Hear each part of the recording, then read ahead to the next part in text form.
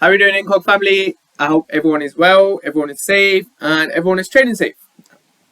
Now, as usual, a quick little video about how or when do we know that a POI is invalidated. Yeah. Now, people will do it differently, and that's completely fine.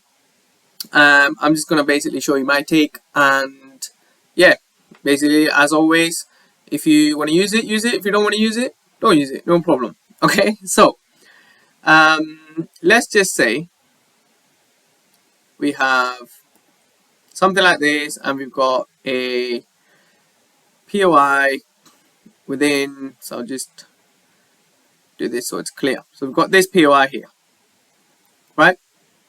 And let's say it's a really nice POI. It's in premium.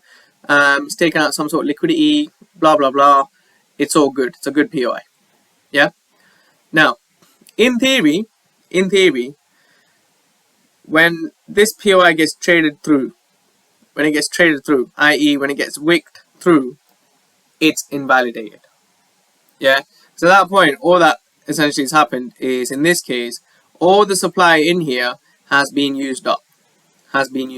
All the supply has been used up. Now, some people might want to see a body closure. That's fine. Personally, as soon as I see a wick, that to me is suggesting that this POI, so this supply zone or demand zone, has been used up.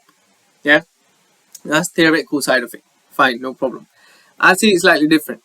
Yeah. And I have a few rules regarding this, and this is just one of the rules, and I'm going to share it with you guys.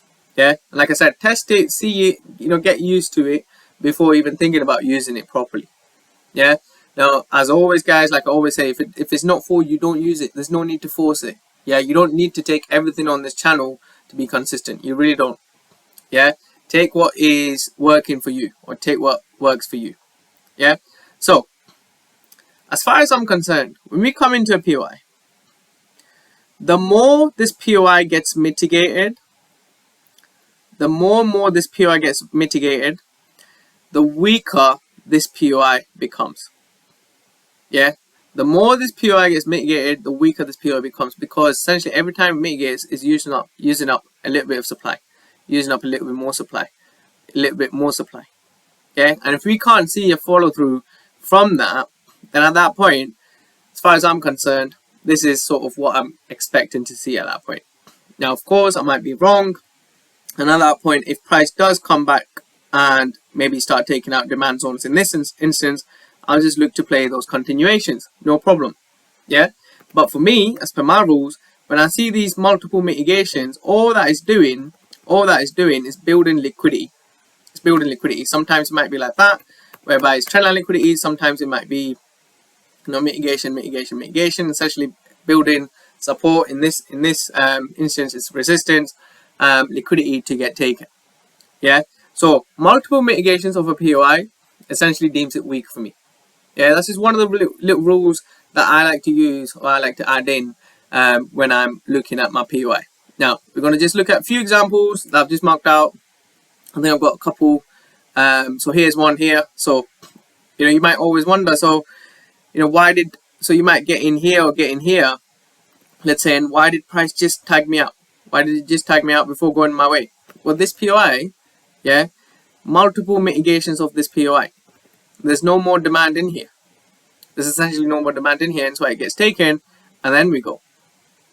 Yeah, and then we go. So, now, of course, guys, as usual, put context into this. I'm just purely speaking about POI selection and when a POI gets invalidated. So when I see multiple mitigations of these POIs and then no real follow through, that to me is suggesting this whole section, this whole demand is weak and is likely going to get run. Yeah. So these are little details that you can focus in on. I think I've got another example somewhere up here. Exact same thing, the opposite way. Yeah. So we've got this sort of POI supply range, shall I say. And again, what do we see? We see a mitigation. We see another mitigation with no real follow through, Yeah, that to me is stating, right, we're potentially going to come up higher into some of these POIs, which is exactly what we did. Yeah, so we just essentially, these mitigations here, right, maybe not so much this one. This one, essentially all that it's doing is building this liquidity to drive price into these higher levels before selling off. Yeah, so when you see multiple mitigations of a POI without sort of any sort of commitment after that mitigation, just be aware of it.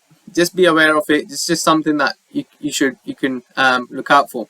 Now in this instance, I think this was a 30-minute. Yeah. So again, what we're doing essentially here is multiple mitigations, and it's no surprise that when this POI gets ran, there's no surprise there, because this POI is now weak because it's been mitigated into once, twice, 3 times. Yeah. So again, I hope you guys took some sort of value from that. It's just a little detail that you could potentially add in when you're picking your POIs, or when a POI is still valid compared to when it's now invalid, so on and so forth. Yeah, like I said, if I'm wrong, which I'm not trying to be right when I'm trading. Yeah, I'm never trying to be right when I'm trading. Yeah, I'm just trying to take trades that fit my trading plan. That's it. Yeah, so for example, let's say we come into this POI in here, and we mitigate it once, mitigate it twice, say 3 times, we come all the way up here, and then we get a follow through. That's fine. If I miss it from here because I see, the POI is getting weaker and weaker, I'll just simply, like I said, I'll just look to get into on that continuation. That's it. There's no need to force a trade that doesn't meet your plan. Yeah, there's absolutely no need for that. So I hope you guys took some sort of value from that. As always, guys, if you like the content that's being released on here, give it a like, give it a share. It does go a long way. And if you've not already done so, subscribe to this channel. And I shall see you all on the next video.